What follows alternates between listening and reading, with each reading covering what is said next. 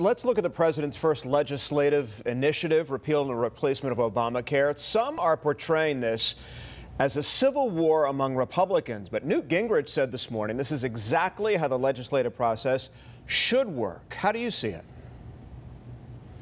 Well, I don't know that it's a civil war, but it's also not exactly the way it should work, in the sense that Republicans have been campaigning to repeal and then to replace Obamacare for 7 years now, and this was a key plank in the platform of both President Trump and all those Republicans who got elected to majorities in the House and the Senate. And the fact that they've rolled out a bill this week and that there is such consternation about it, again, not a civil war, but a lot of divide, is not especially encouraging. This is going to be a very tough haul. I think especially in the Senate, you've got a lot of conservatives who think that this doesn't go far enough to just wipe Obamacare off the face of the earth. And you've got some moderates who think it goes too far and are concerned that it's going to cost some of their constituents their health care coverage. So this is going to be a kind of threading of the needle by the president and Republican leaders, and it's no sure thing it's going to get through. All right, let's turn to the crisis in the intelligence community. You have the president making accusations about being listened to inside Trump Tower, Wiki-Leaks just announcing a major hacking breach of the CIA, and the unprecedented leaks in our government. So how concerned should our local viewers here be about the impact of all this?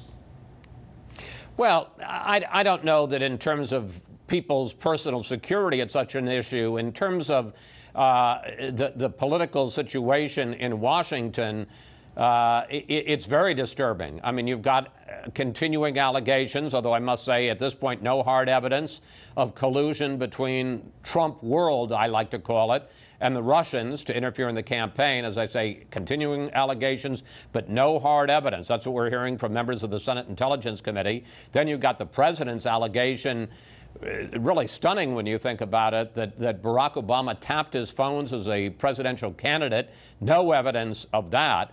And then you've got Wiki-Leaks, and that's very concerning. Again, I don't think so much in terms of spying on America. There's no indication, no evidence so far that it was used in that regard.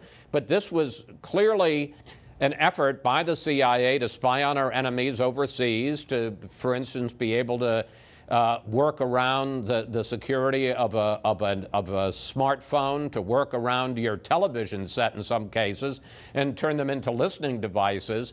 One, it raises the possibility that hackers will be able to use the same technology to be able to hack our personal information. And two, and I think much more worrisome, if we were able to do that and we were getting intelligence about some of our enemies around the world, think ISIS, as a result of this technological hacking, the fact that our enemies now know we can do it raises the possibility that they won't make those sorts of, they won't trust those pieces of equipment anymore, and we won't get as good intelligence. So that's very troubling.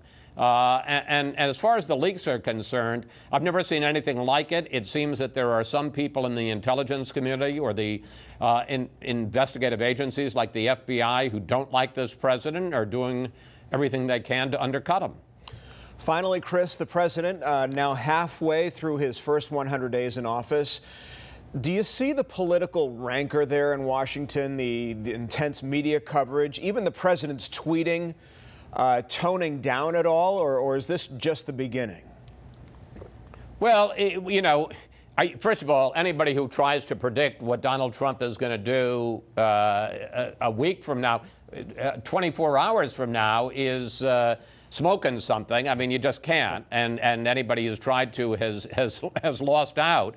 The rancor is pretty intense. I have to say it's been quieter this week because people seem so stunned by the president's charge about President Obama tapping him with no evidence at all, that he has not taken any questions from reporters this week. Highly unusual. His staff found this kind of default position of saying, well, we're asking the congressional intelligence committees to investigate, so we're not going to discuss it anymore. But no, the rancor is pretty hot. I mean, for instance, in Obamacare, we just assume as a fact now that not a single Democrat is going to vote for it. I mean, even during the Obamacare rollout and the fight for Obamacare back in 2009 and 10. It ended up without any Republican votes, but they certainly tried for it and worked very hard for months to try to get it. Now no one even tries to make that effort.